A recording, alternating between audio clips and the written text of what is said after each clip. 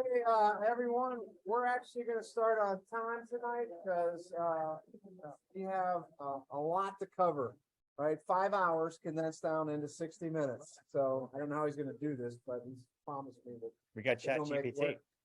And he wants you all to ask questions. So if this is your first meetup, welcome. This is a group that's been meeting for almost a year, I guess we've been meeting now.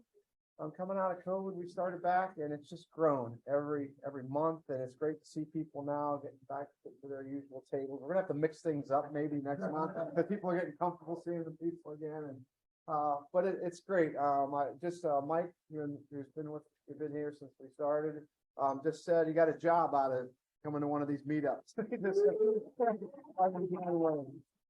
So he was hired, and so the connections or work, people are finding it profitable. And what great sessions we had at the end of last year, right? The data governance session was phenomenal. Everyone's still talking about the dark web and changing all the passwords. That one, and this one I'm sure is going to top those on the ChatGPT. Who isn't, excited to hear. We're 2 months late on this subject, 3 months late. So Eric Vogelpohl, he's been a huge supporter of this meetup. He's actually even sponsored one of our breakfasts, our on-campus session we had in September. How many people were at that September one? Pretty good. We had a couple faculty members there, and we're going to do another one like that. So nice full catered breakfast, egg sausage. So come out for it. Sign up, because we're going to have to cap that at 90. So last time we were packed, we were full capacity as well. And that's March 18th. So if you haven't gone and signed up, and there's plenty of spots right now, but I know once the word gets out that it's going to fill up. It's 40 right now. It's so thank you. So anyhow, welcome everyone. I'm not going to take up any more of your time. Are there any questions about the meetup in general before we get going? Nope. Everybody's good. Just settle in, enjoy it. Turn it over to you. Not steal your phone. We're good. All right. Thank you. Hello. All right. Well, who here uses ChatGPT as their next tab AI friend? Oh, my little buddy. Yes. Who here has no idea what the hell ChatGPT is? All right, good. Any Databricks users? Oh, they've all migrated back towards there. Excellent. If not Databricks, any Spark, just native Spark users on whatever environment you want to be on. Good deal. Well, we're going to have a lot of fun. So my name is Eric Vogelpohl. I lead tech and strategy at a consulting firm out of Seattle, Blueprint Consulting. I happen to live here in Tampa. I've got the best job in the world. So managing director of tech and strategy, my responsibility is to pick kind of the major trends in technology and make certain all of our engineers and our architects and our product developers are geared up moving in that direction. So I get to spend about 10% of my life on the LT stuff and about 90% of my life in tech. So today I thought, Dana called me and she said, hey, let's propose a topic. And I said, well, you can't, sling a dead cat and not hit something to deal with ChatGPT today. So we need to tackle this. So we're going to tackle it, and we're going to tackle it in a fun way, right? So what we're going to do is we're going to pretend, one, that we want to learn the Databricks environment, because part of this is to show you my favorite data ecosystem. So we're going to learn that. And two, we're going to pretend like we're a novice analyst, and we're going to start from zero. We're going to start with nothing more than a set of data. And if we're lucky, we're going to get all the way to expressing a data science algorithm over that data to produce, I don't know, a forecast or something that data science does. Sound good? Any hot buttons you guys want to hit before we start? Any thoughts you want to share before we rip into this? Funny ChatGPT anecdotes, because I have one to kick us off with. Any? No? All right. We are, yes, we're actually operating in Azure. My Databricks environment happens to be in Azure. I have a zillion of them in AWS. I even have one in GCP. It doesn't matter. They all look the same. So with that said, I did this in Midjourney. Anybody know what Midjourney is? Who can tell us what Midjourney is? Picture generating program. So I just expressed that prompt. It's kind of the thing now, right? So it's prompt engineering. We're learning to be prompt engineers. We're learning to communicate with these AI bots. In fact, this one is an AI bot that builds images, and it relied on this prompt. ChatGPT is more large language model, so it's not prompt per se, though you can speak to it that way, and you might get something back. But Midjourney is a lot of fun. I suggest everybody go waste their credits in an afternoon and go see what you can make. All right. Large language models, ChatGPT, Google Bard, Facebook, well, Llama, something, Llamas, whatever. I think I saw Snapchat's coming out with one today. They're just coming out of the work. They're not always right. So who here can follow along? I didn't mean for this to be a logic test this evening, but yesterday I prompted this with this prompt. I said, I've got a brother and sister who, when I was 10, were half my age, which means they were 5, which means we're 5 years apart. Now that I'm 60, now that I'm 60, how old is my brother?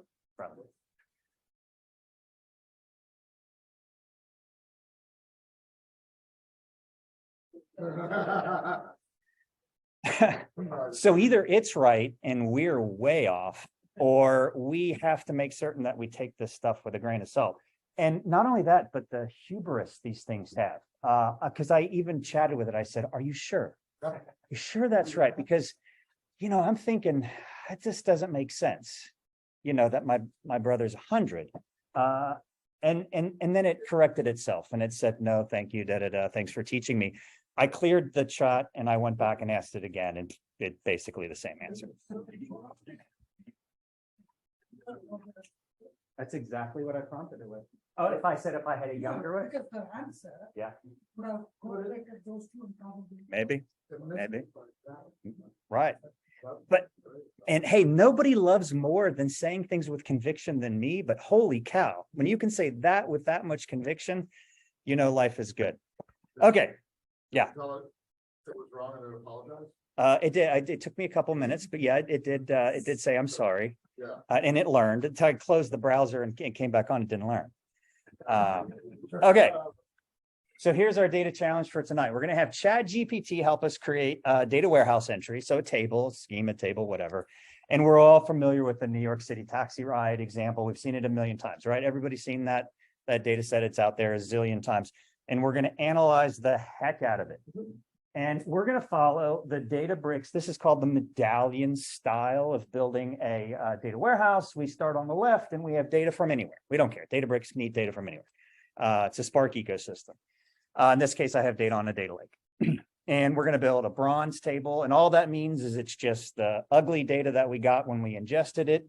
And then we're going to clean it. ChatGPT is going to help us clean this data because we are a neophyte engineer. We don't know how to do a lot of this stuff, so it's going to help us. And then we're going to analyze the data out of the silver database, sometimes called the clean or cleansed database. We're actually not going to create a gold database. There's just no need here. And then we're going to connect it at the end, time permitting. We're going to connect it over here with Power BI, and we'll actually consume the data. And we're going to ask ChatGPT to write some really complex DAX for us, because we don't know how to do something like month over month comparisons or how to calculate a variance measure. So I certainly don't know how to do that, but we're going to see if ChatGPT can help us out. Sound good? So we'll write DAX itself? It will write DAX, yeah. Yeah. All right. Okay, here we go.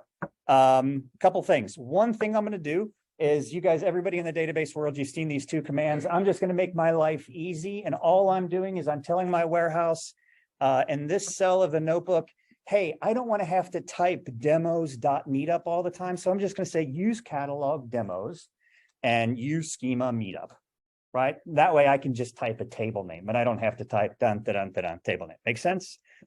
And I'm going to hit Command Enter. That's how you do it in Databricks. You just hit Command Enter. This is similar to a Jupyter Notebook. We've all used Jupyter Notebooks, or maybe. And it just said, hey, okay, I've run this. I ran this on Eric's beefy cluster, and life is good. So now all I have to do is type a table name, and we get it. And here's our schema. We downloaded this from the New York Taxi website. I actually have another notebook. I wrote a routine that just downloads it all for me. And I know that's somewhat of an eye chart you can't see, but we're going to start our life with GPT, and we're going to essentially say we only know about one thing in life, and that's the path to all of the CSVs. So I have a path called New York Taxi CSVs, and I said, hey, since I'm in Azure, I'm at ABFSS, and then here's my data path and my data storage, and I got a directory and a directory, and inside this directory it's filled with a bunch of CSVs. And I know that's true because if I run this command, hopefully it gives me back a list of the CSVs that I downloaded by running that little dbutils command. So the demo gods better be with me, and they are. So there's a list of all the CSVs that we have, and we've downloaded them. That's it. So again, you're a brand new analyst and you don't know anything. So let's start getting some help from ChatGPT. So I'm going to say, hey, I'm using Databricks and I'm using it in PySpark dialect, right? I could have just as easily done this in Scala. I could have done this in Python, could have done it in SQL, and I could have done this in R. Databricks supports 4 native languages. We're going to use Python. We're going to use PySpark. So I'm going to give it a little bit of insight about the data that I have and hope that it knows something about this data set since it's common. Maybe it does. I have all the New York City taxi rides for the past few years, blah, blah, blah. It's at this path. And I just need your help. Would you please create me a data frame of all this goodness? And that's how we're going to start our dialogue. Okay. And if it screws this up or I screw this up, you guys are going to have to help me, right? Okay, so a couple things that it made some assumptions about. One is it made, I'm going to let that person in. It made some assumptions that I'm probably in a generic Spark environment. In Databricks, I don't need these first two. I'm already in a Spark session and I already have a Spark session defined, so I don't need it. So I'm just going to copy this and we'll see if it works. And I'll paste it. Come on.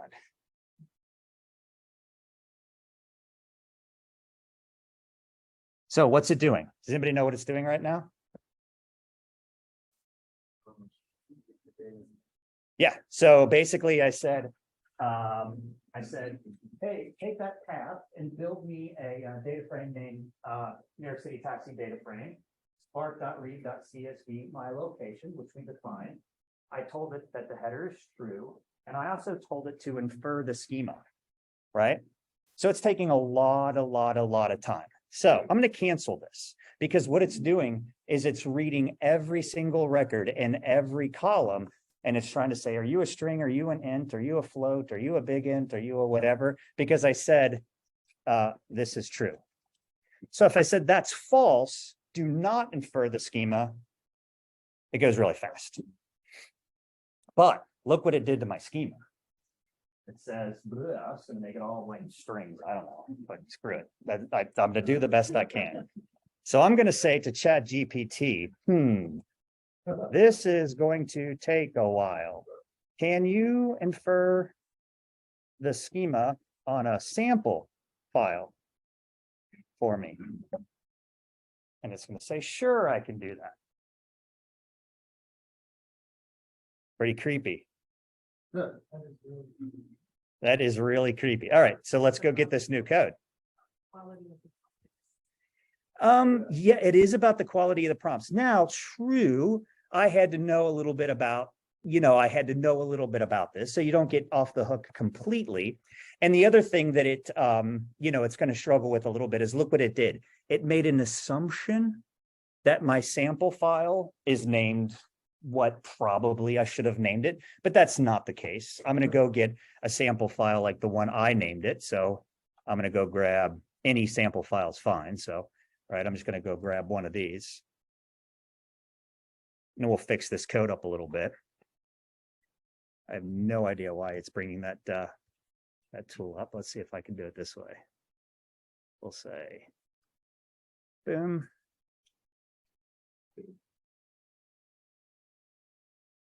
All right, so now does my code look good? So we've got, let's see, we're saying, all right, so see if the world looks good. I got a sample file. That's at New York City, Texas, which is my path, and then append the name of the file. And it's going to build a sample when it's going to read Spark, and it's going to be header equals true, and it's going to say infer scheme, and it's going to say yes. And then I'm going to build my At some point, I should find my schema. See if this works. I don't know if this is going to work. On the second one?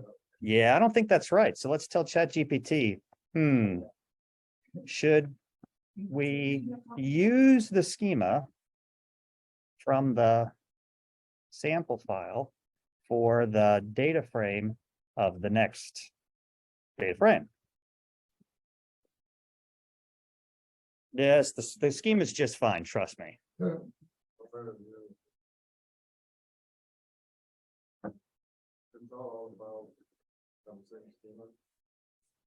Yeah, they all have the same schema. Yeah. In this case, I'm just going to let it go ahead and infer the schema. We're going to be fine. Normally, what I would do is, actually, you know what? Let's do this. Let's do this the right way. We're good engineers, right? So we're going to say this is sample, and it's going to read that, right? So let's do this. Let's just see if it gets that far. All right. So we're just going to see if it gets sample right.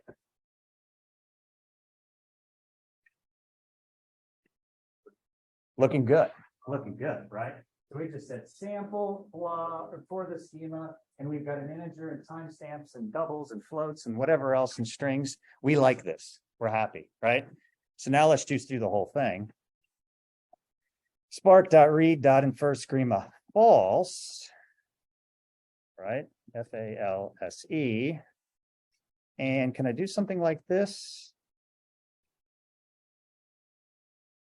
Schema is New York City taxi sample.schema. Can I do that? So this would say, take the schema from what you got here, don't read them all, but apply the schema that you got when you sampled it. See if that works. I don't know if it will or not.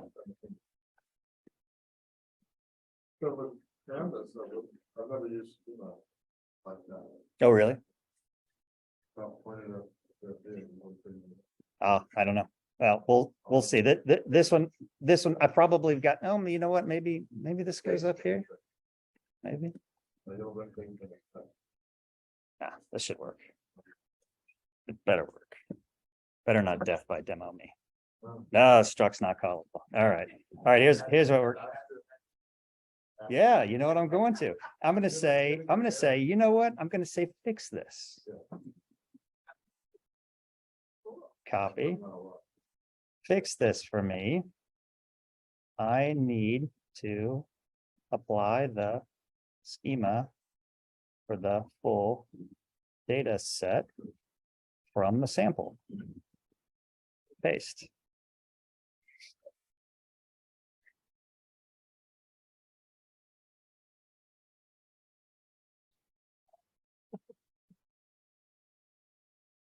All right, it does. All right, now let's paste it in.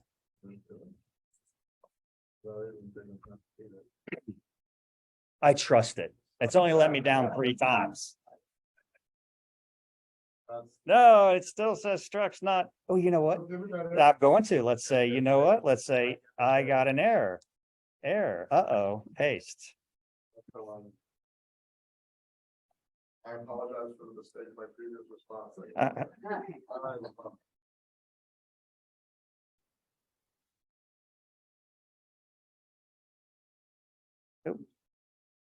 used it for execution. Sample, read. This is through. Good, run. If not, we're just going to let it, infer the whole thing and go to town. We're just going to let it infer the whole thing and go to town. All right, so we'll skip this. We won't do scample. We won't do this. Read header equal true. And we're going to say infer comma equal this. We're going to get rid of all that. We're going to say, I think these need to be together. So it needs a little more learning, huh? It does. It needs a little bit more learning. Whoa, let's see here. Header equal true dot. Ugh. You know what? And we're going to do this. We're going to cheat. I have the entire thing. I have the entire thing completely figured out right here. So we're going to open up a different notebook and I'm going to paste this back into empty. We're going to go to empty and we're going to start this all over again. And we're going to train GPT on the right way of doing that. Because ultimately what it should have said is sample read CSV option true, schema fine. And then our whole thing, header true, no option to read the schema, apply that schema from here, and then load this. It's probably just a little syntax error, but that's okay. Goes from CSV option to schema. Yeah. and we have a CSV. And now I should have two data frames, and I do, fortunately, and both of them should be the same, which is the way we want life to be. And we're going to say to ChatGPT, hey, you were wrong. This is right. I apologize. You're right. I should have blah, blah, blah, blah, blah. Sure. Yes. Thank you. Okay. All right.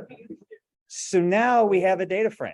And we're going to prove that we have a data frame. We'll just slide a new cell in here. And all I want to do is display my data frame. I know how to do that. I'm an analyst. I'm good at that. And blah, there's my data. So what's wrong with this data though? If you're a business analyst, what's the first thing that jumps out at you? Yeah, the column names are terrible. What's a TPEP pickup date time? I mean, I don't know this stuff. It's not very pretty. One thing we're going to do though, this is important in the Databricks world, is right now, all of this data, and I don't know how many rows are here.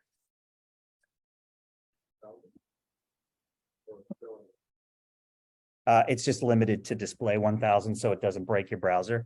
But we can just count the data frame. I think it's 6 million, something like that. It's not very big. One of the challenges of working in Spark over CSV, for all of those folks that know, it's 6.716, right? Or is that 67? 6. I don't know. 67 million rows. Okay. Small data. One of the challenges of working with big data, it's not big data. One of the challenges of working with big data is this Spark data frame is sitting over all these CSVs. CSVs are just full of white space and they're terrible. They're just horrible to do continual work over. So one little trick that we're going to do in Databricks is, who knows what we're doing here?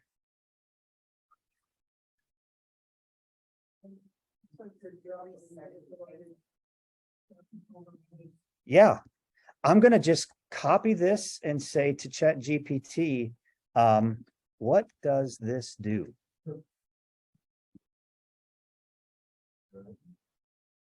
Sure, it drops the table.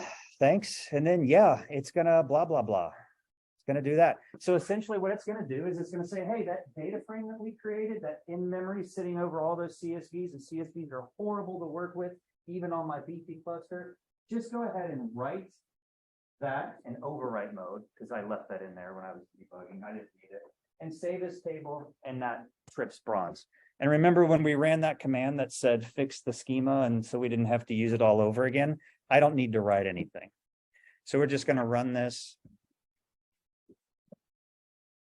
And it's going to produce a fast, super fast Delta table.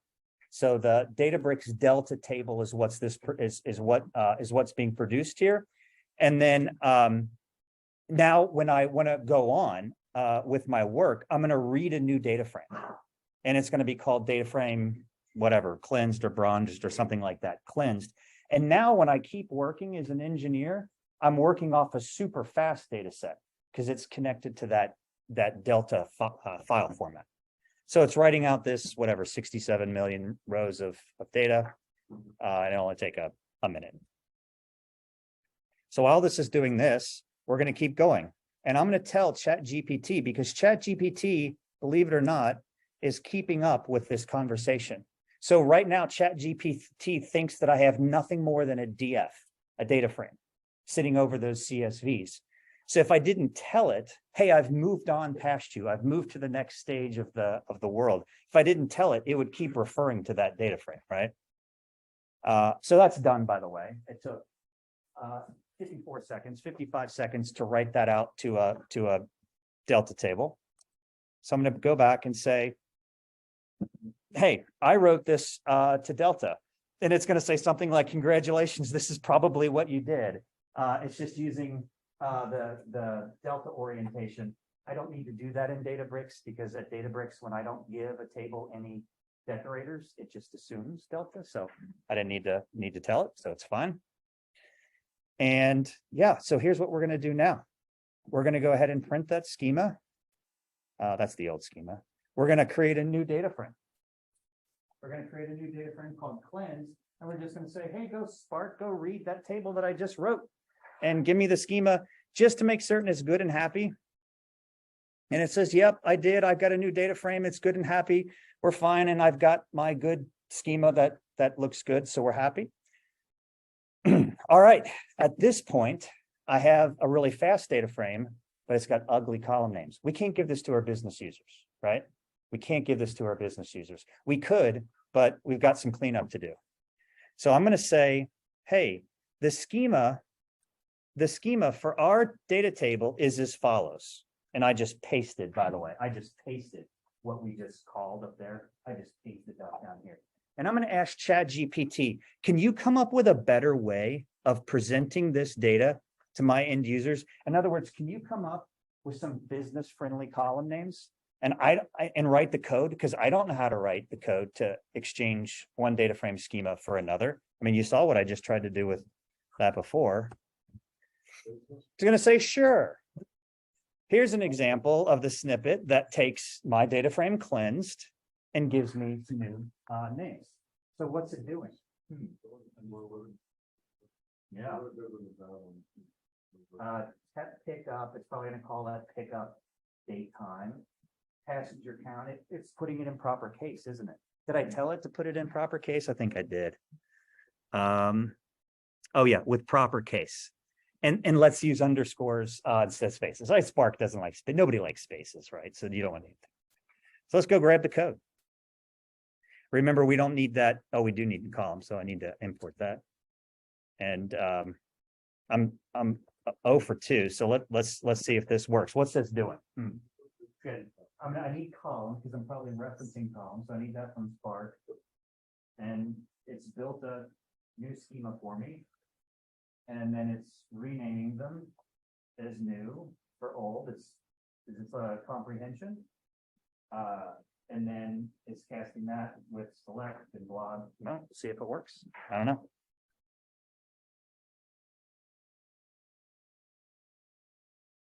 Okay, now I've updated my data frame and I've got now friendly names. At least that one's friendly to look at, right?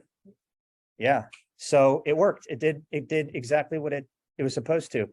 We're kind of cruising on time here, which is good. What are some of the unforeseen consequences of this? Like, are we all getting sloppy now with, I am.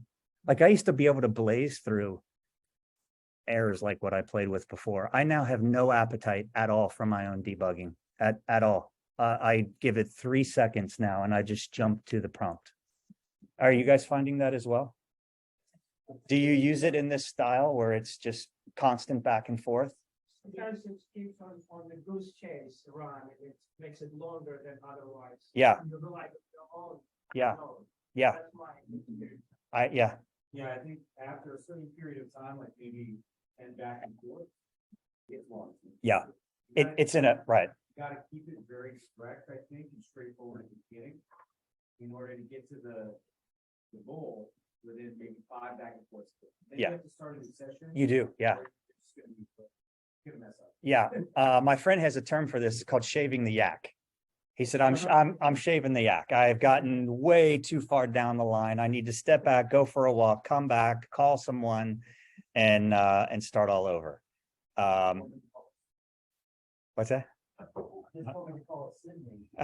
no. I think it was Okay, so if we ever wanted to come back and replay this, it's nice that we've got this nice code, because if I wanted to say, I don't know, I personally don't like leaving the word ID and things like rate code ID. I don't like that, you know, because we might do something this where we cast this rate code ID to be a real name.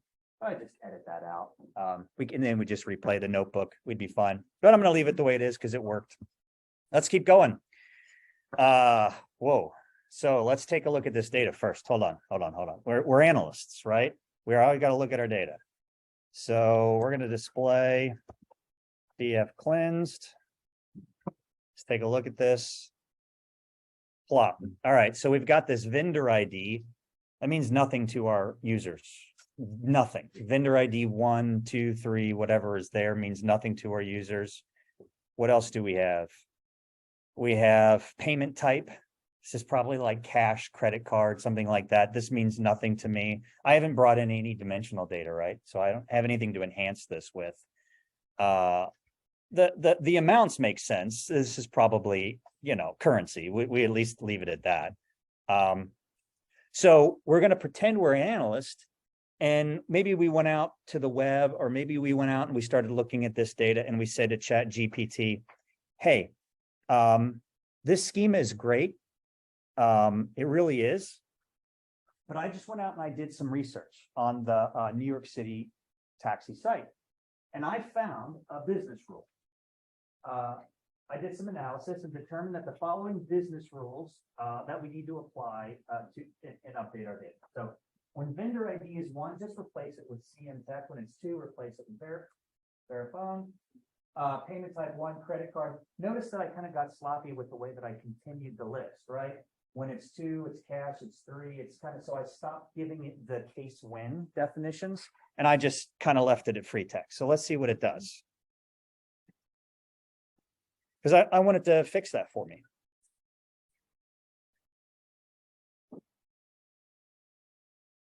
That's a lot to type.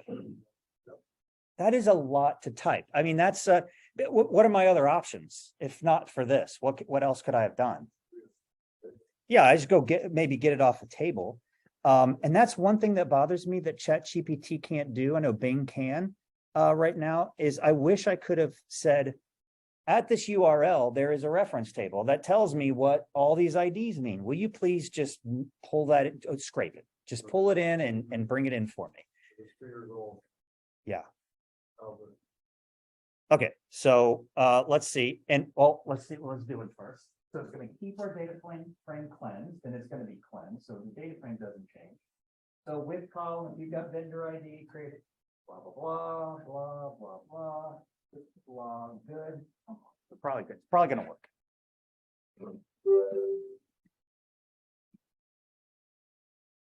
Oh, no, you know why? What did I forget to do? It told me I needed to import wind, and I thought it was one of those stupid Spark sessions, so I didn't. Now let's run it. Okay, it fixed it. And how do we know it fixed it? Let's go run a little display. And hopefully the first column should tell us whether or not it did it, and it did. So it's replaced that, and now it's good. And we've got our rate codes have been fixed. So we're happy. Our data frame is basically mutating along the way, isn't it? We keep it going. Now this is important. So we should say thank you. See what it says. So you're welcome. Okay.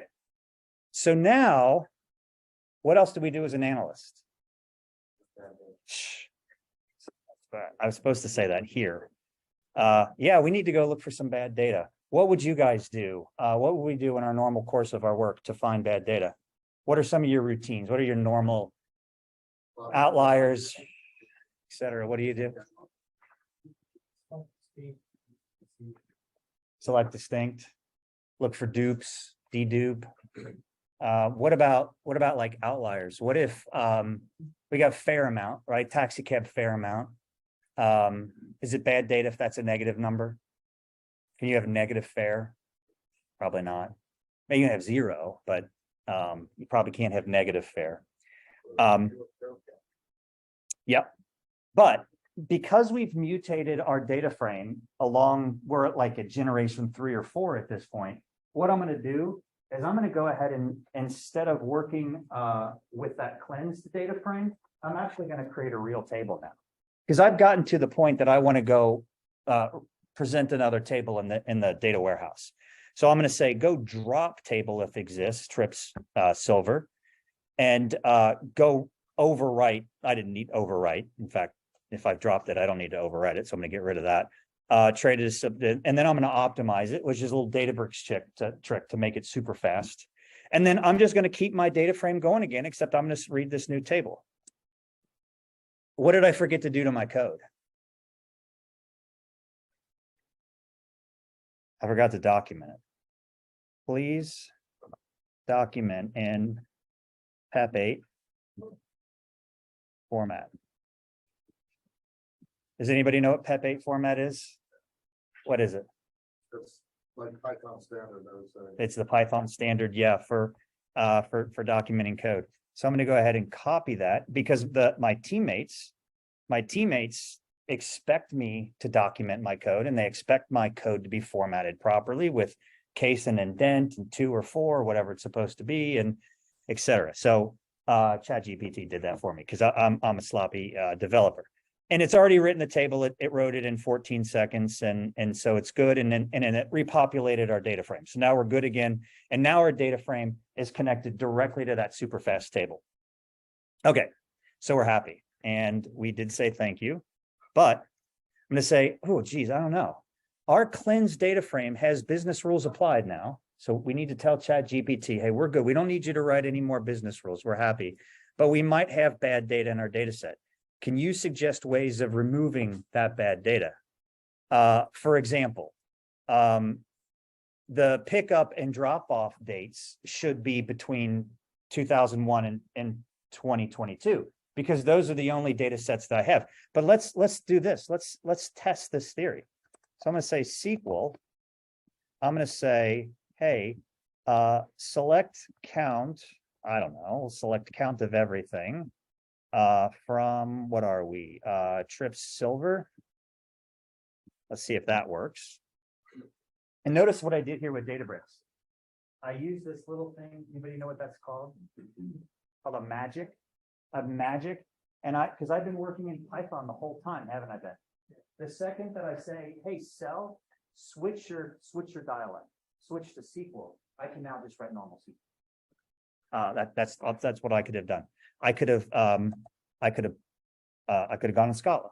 I could go in R. I could go in Bash. I can go in SH. I can go in whatever language I want. So let's do this. Let's say, I don't know, year pickup. What was that? Pickup date time, something like that. As year from this, I don't know, group by year. Will that work? Don't forget semicolon. Oh yeah, I only need semicolon if there's more than one. So it's happy. I could have put a semicolon.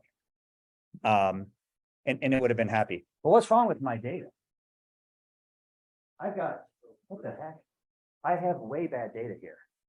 So I've got data from 03. I mean, this data set is off the web. I didn't do anything to it. It is what it is. So I know that's wrong. I don't know how to get rid of it. I don't know how to get rid of it. So I'm going to say to ChatGPT, you know what? You do this for me. So let's see what it does. Before I slide down, what are some of the cleaning routines you think it's going to come up with? Every time I've asked it, it's come up with different routines.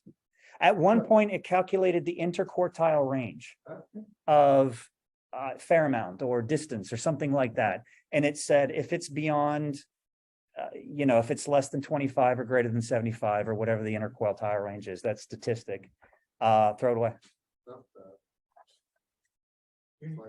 Yeah, the battery. Plug in the table, plug in nothing. I get some tech support? How do you plug in? I see a wall out right there, that's taken. I don't know where I go with that. I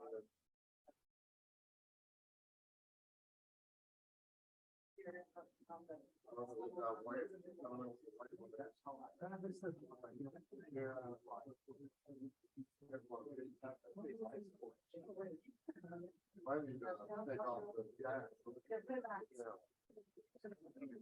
the gas.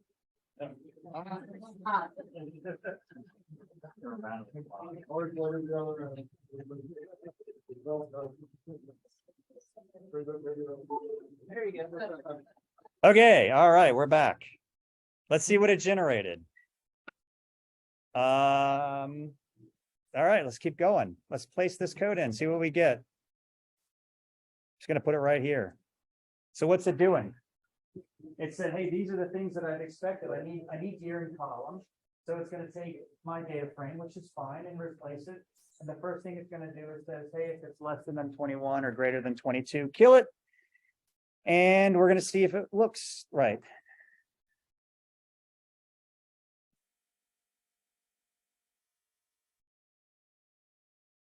And yeah, it looks like, I'm not going to do the full test, but, probably correct. It obviously removed it. I'm going to say, can you offer other ways to remove bad data? Perhaps the fair amount and other charges shouldn't be less than zero.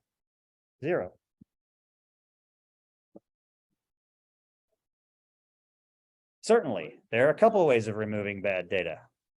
So what's it doing?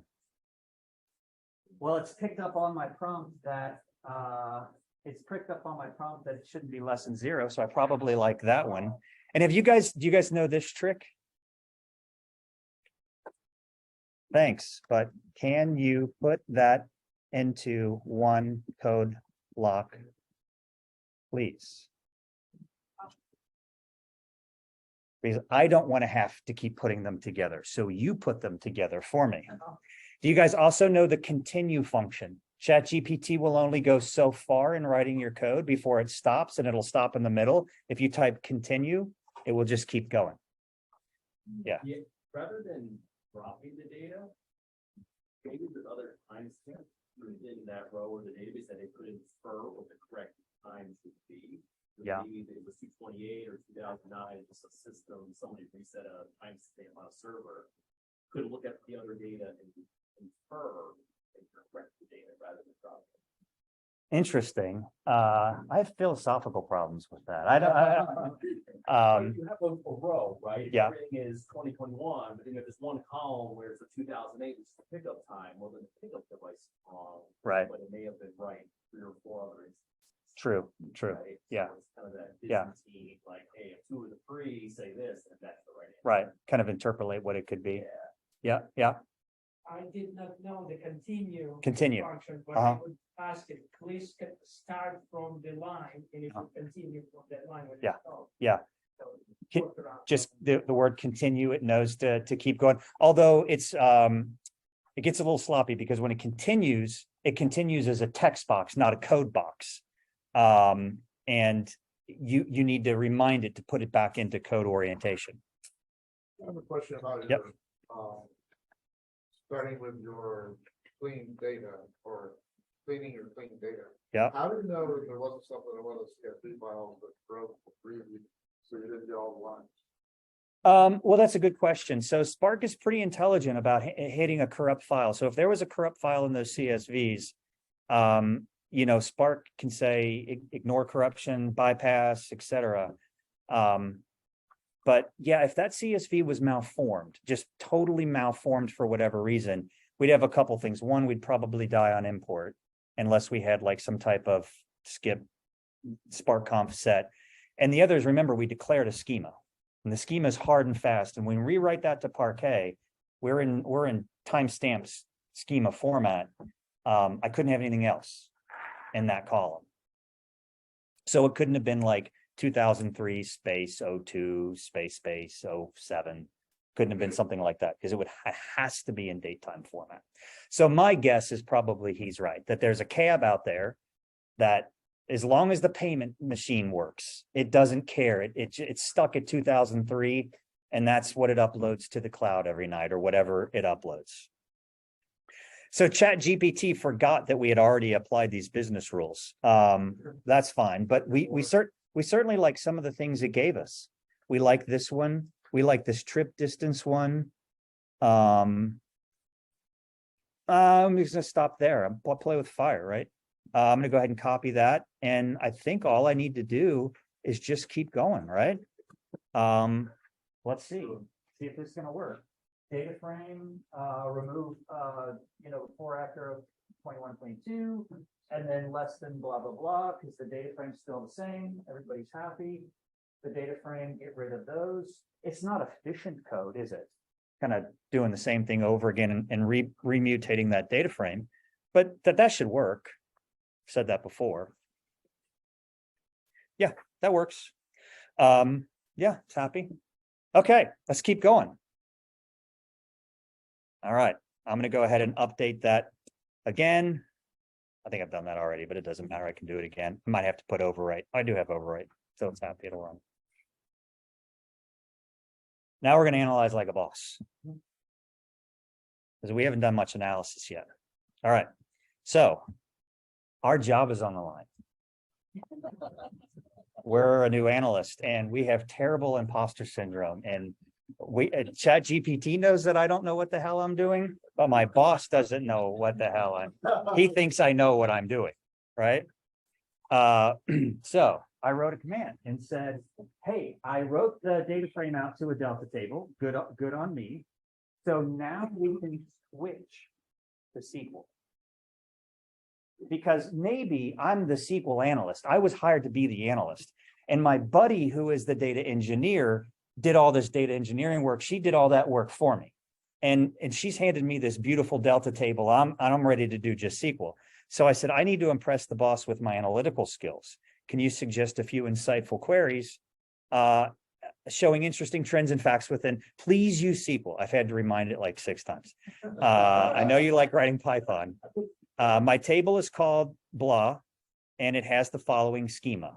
So all I've done is I've given it that. And if you didn't know what your schema was, all you have to do is just cleanse, print schema, and it'll just dump it for you. And you can cut and paste that and throw it in. So let's see what it does. Do you have any idea what it thinks it's going to do?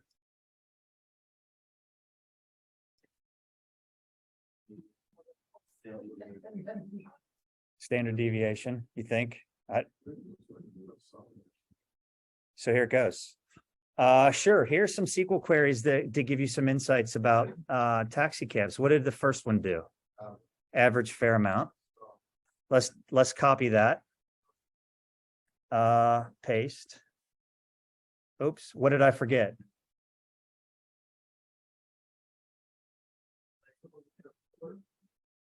I forgot my magic. I forgot how to type. See, the second you take it out of Python orientation, it says, oh, I know what to do.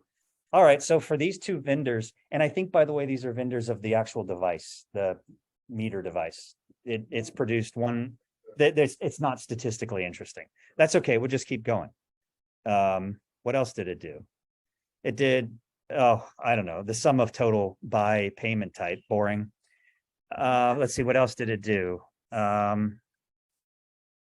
What else did it do? It calculated the count of trips by pick. This might be interesting. Gives me the top 10, right? Limit 10 and descending.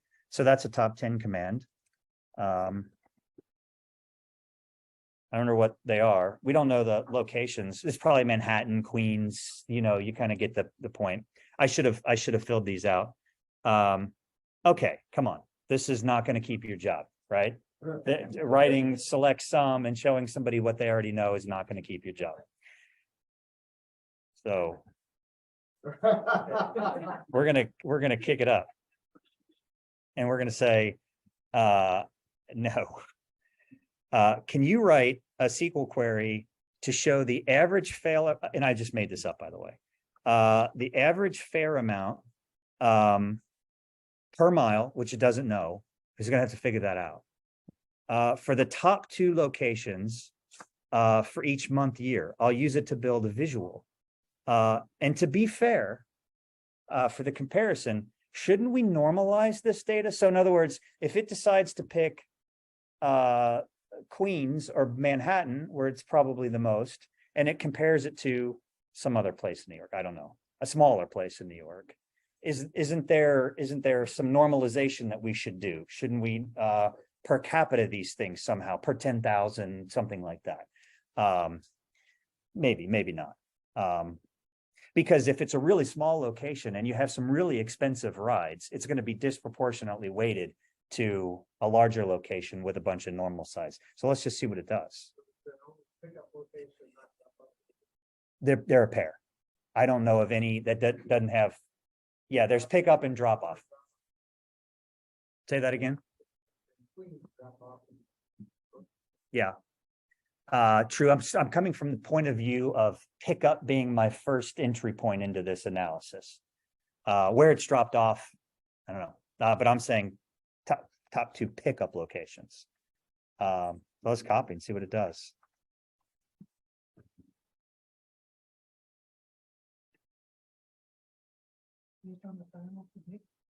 Okay, so it wrote a CTE.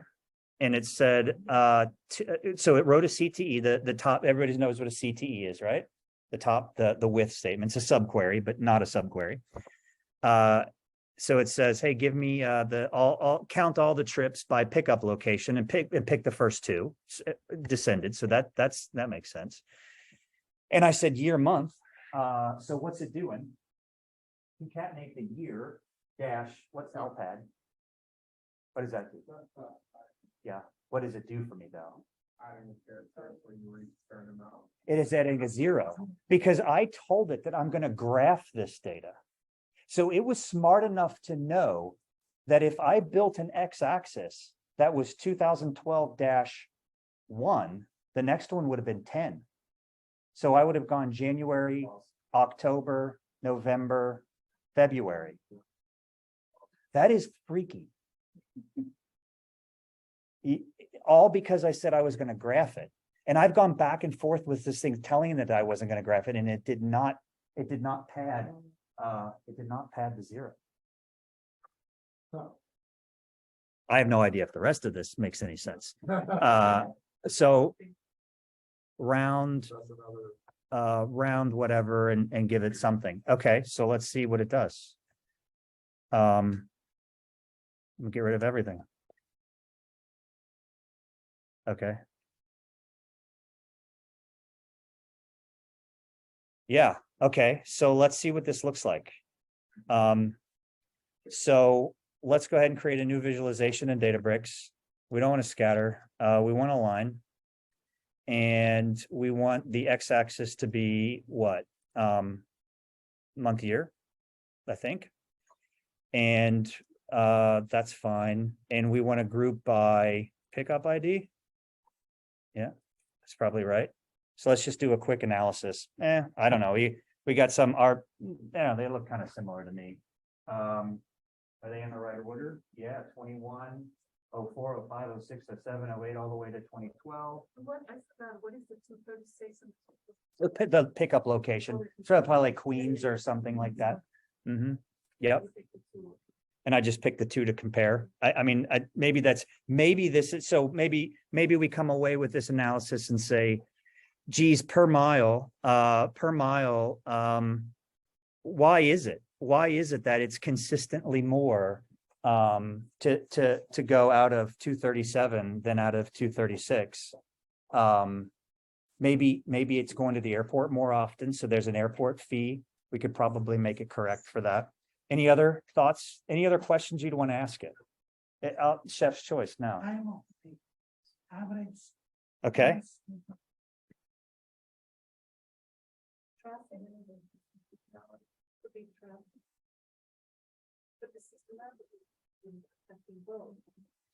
Could be that they're all of their done in Manhattan or most of them, so that's the most it should work, so. The further you are away, it's gonna be the location that has the most fair, because not the most. Whatever that is. Yeah. Well, I said by time of day, what did it do? Well, it kept my CTE, right? So it's kept that. Now it's brought in year, month, and hour. It still has my calculation, but now it's taking the standard deviation of the population. I don't know why it's doing that. It's putting that over a windowing function. So it's partitioning by what? Partitioning by year, month, and hour. What is that going to give us? I don't know. This is a weird one. Is that right? What did I forget?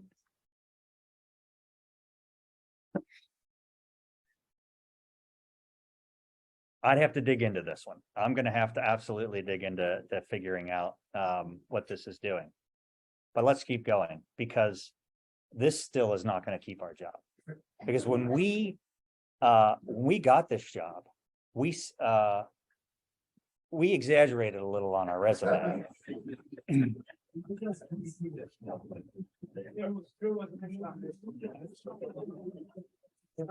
Shocking. After I was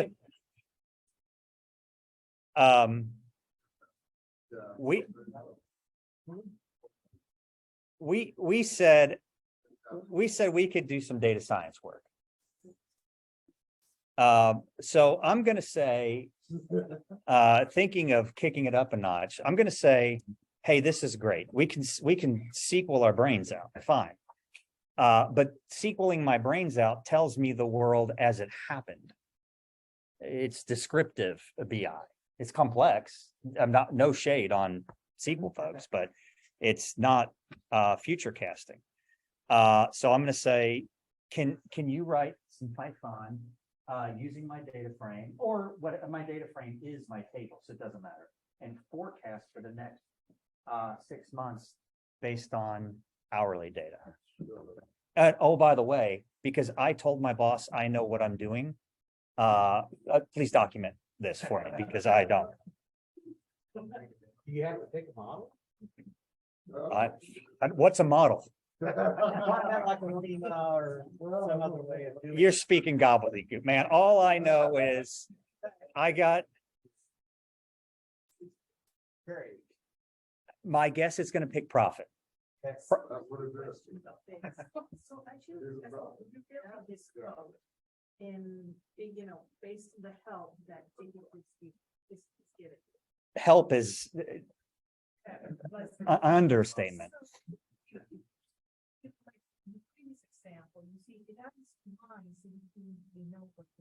That's right. So when if you need to document this, how do you approach that? If you want to set up some governance to document this, how you're building this, how would you do that? There's a couple ways. I mean, so when you throw governance in and documentation, now you're bringing in some organizational theory, and maybe you've got rules and structures in place just from a team governance perspective. And that's the case. You're probably in Confluence or Jira, or you're in ADO or some wiki code management tool, some DevOps tool.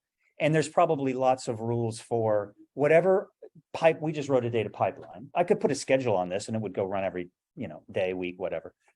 There you probably have rules that say, look, you need to box your code out on a wiki with a version and an author and a whatever. It's what we do at my company, for example. We do it in Jira, but we'll do it in whatever the client likes. However, look, in Databricks, you can do something like this. I can say, by the way, yeah, go ahead. There, that you don't know what it is. But maybe the data, you don't have time to go back, and the data looks good, and it's No, this is one of the ethical conundrums that I wanted to have an open dialogue about, because I've let this thing steer the whole way. I haven't written much code. I know the thesis of what this is doing. I can write the theory of the data pipeline. I know I have to read raw data in, and I know I have to spit out good data at the end. I'm at least that smart. But all the stuff in the middle, it's doing itself with these prompts. You could ask it to explain, like that one, the last one you did where you weren't really sure why it did it. You could ask it to explain why it did it. That might be us. But what if I said this? What if I said, thanks, of course, we say thank you. Now can you write Markdown? Does anybody know what Markdown is? For formal, for documentation of the forecasting model above. I know. Yeah. And it'll happily do that for me. It'll write that Markdown. Whoa. In a code block, please. I'm not pasting HTML. So sure, it's going to build me a little it's going to build, and look what it did for me from a documentation, because I said formal documentation. So it just inferred that my company probably has rules about chapters of formal documentation, like a way a wiki logs it. So you have introduction, data, method, results, errata, future work, author, version, all the things you would need in life. And if we come put, you know, this cell here, and what's the magic for Markdown? MD. You just say MD. Now watch what happens when I click outside this. It's beautiful documentation. Yeah. Yeah. How confident should we be that ChatGPT is writing the most optimal code block? That's interesting. I don't know. So like, you know, if you're just copy and pasting and throwing in data, Yeah. how much students are taking up? Yeah. Oh, it's Databricks is monetized by compute hours. It's not licensed by user. It's not licensed by notebook. It's licensed by however long this thing called, you know, Eric's beefy cluster, wherever it is. Yeah, right there. That's as long as that's green, I'm paying what's called a DBU, a Databricks unit per hour. This one's not much, $5 an hour, something like that. But yeah, this becomes a really huge issue at scale. You know, and I would say the same for Snowflake and BigQuery and Synapse and Redshift, and we can keep going. Any of these compute-based models, you write inefficient code, you're going to be in trouble. Who here has done the #1 sin of writing a data pipeline and throwing in a sort in the middle of your data pipeline for no arbitrary reason? And the computer has to completely sort 100 billion rows of data, only for the next 3 sections of your data pipeline that don't rely on a sort at all. You just wasted all that time. Not to say it would do that, but I've actually asked ChatGPT to refine my code and optimize my code. And it's done some smart things, like made CTEs. I've shared an execution plan with ChatGPT and said, this execution plan is of X. I'm maybe reading too many files. In a data lake, that happens because you're reading files, and it's suggested a file skipping algorithm that's worked. Okay, I guess just the bottom line. Yeah. If you write a block of code and it's taking up certain CPU and it's wasting money. Right. Yeah. This is new too, so as more learning comes across, it will come over time. Right. That's right. Okay, so time check. We've got 15 minutes. Okay. Well, let's see, let's tempt fate and let's blow away my old profit code. And I did some extra stuff. Forget all that stuff on the bottom. We can delete it. Let's go see if what it wrote. Remember, it wrote that back here. We asked it to write that time forecasting model. Let's see if this works. I don't know. I'm just for purposes of time.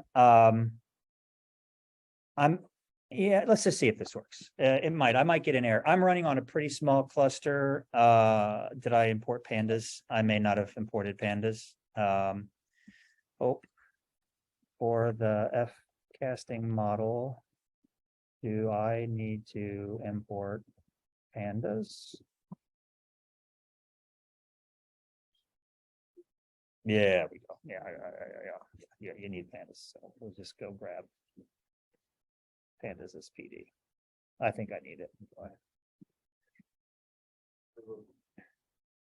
No, group data, size. Oh, you know what? I bet this, it's gonna say something about probably being a fraction.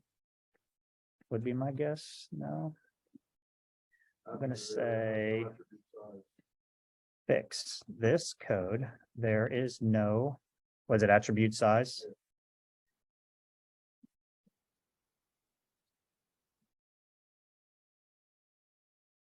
Sure, the corrected code is blah, and it left my function size, so it probably still won't work.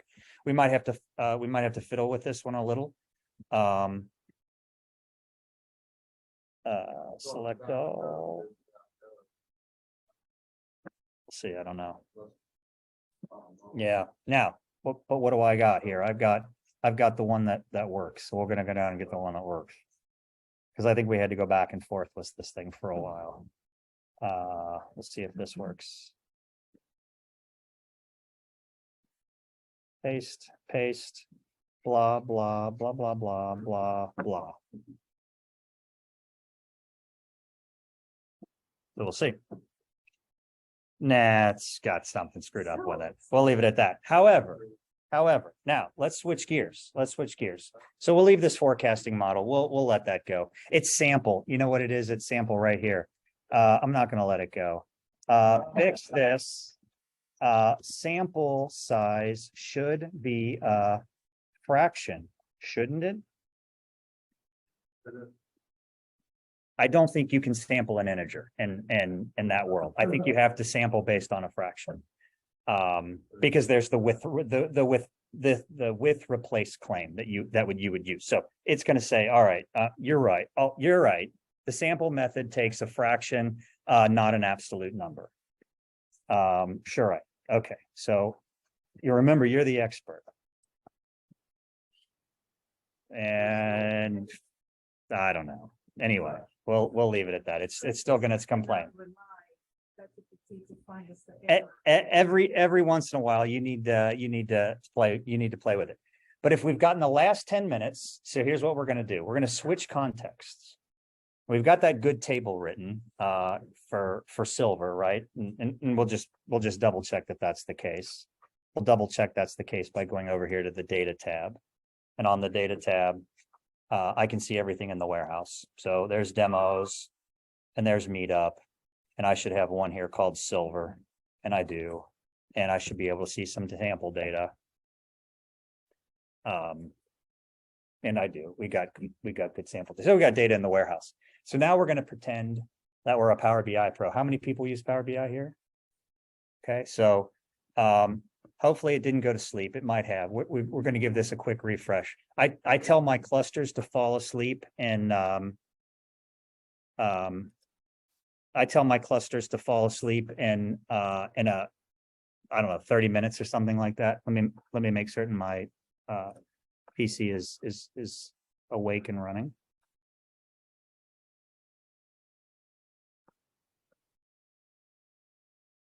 Emma.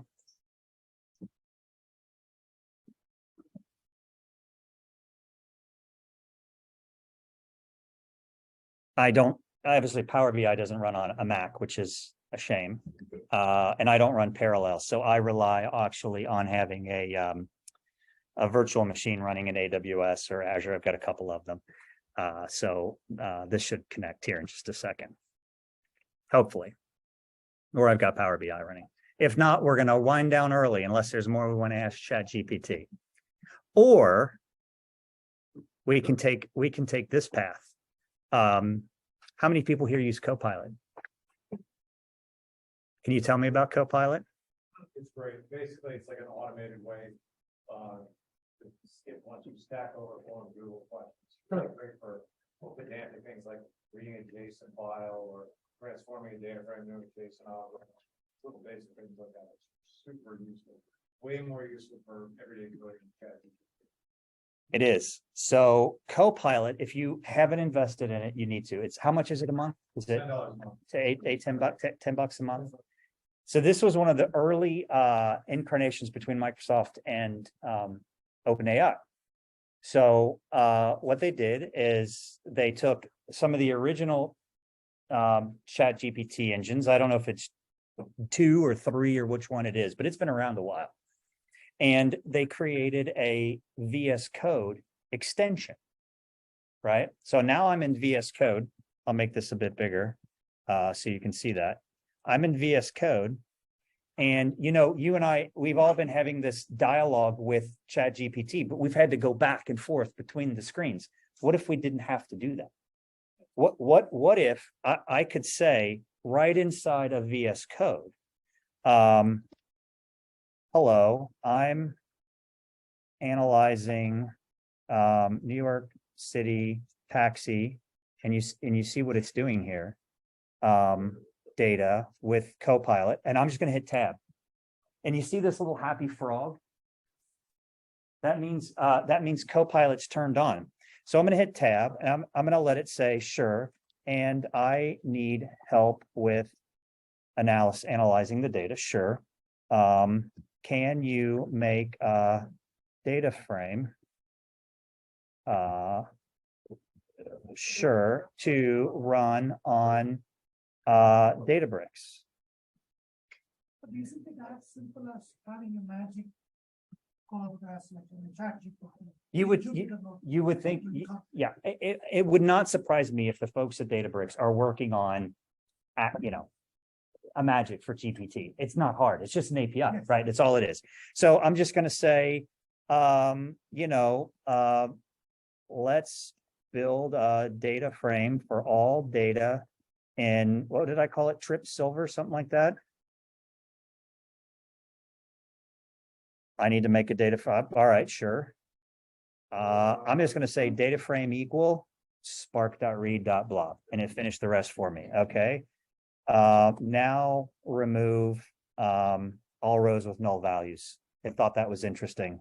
So enter, drop in A. I didn't write any of this. And I can say, you go run on Databricks. And as long as it still thinks the cluster is running, if this tool thinks the cluster is running, it should run that on Databricks. It may not. I may have to go in and run the setup. It thinks that the cluster is off because I was attached to a different cluster. Oh yeah, it's going to start my single node cluster up. So this will take a couple minutes. But yeah, what this would do is this would immediately check in my code to GitHub. So it knows there's a repository that both Databricks and I inside VS Code are sharing. It would then send a command to Databricks and it would say, hey, I just built this guy code, Python. I don't know if it's building a wheel or anything like that, but just go pull down his Python code. And because Databricks just runs anything, it'll run it and then it will port the results back to my screen. So I can just keep going all the way down this line and say, you know, it just thought now I need to make a column called tip percentage and calculate the tip percentage. Enter. Okay, go do it. It is an extension of VS Code. It's right here. So you just go to extensions in VS Code. And you go Copilot. And there it is, GitHub Copilot. And it's $8 a month and you log in with, and you just keep having this, well, maybe it's free for a little bit. Expense it, just, you can expense that. Is there a Visual Studio? Oh, like Visual Studio. I don't know. I only use Code, VS Code. All right, kick me out of here. If not, we'll be here all night. Thanks. I'll give him a hand. I mean, that's.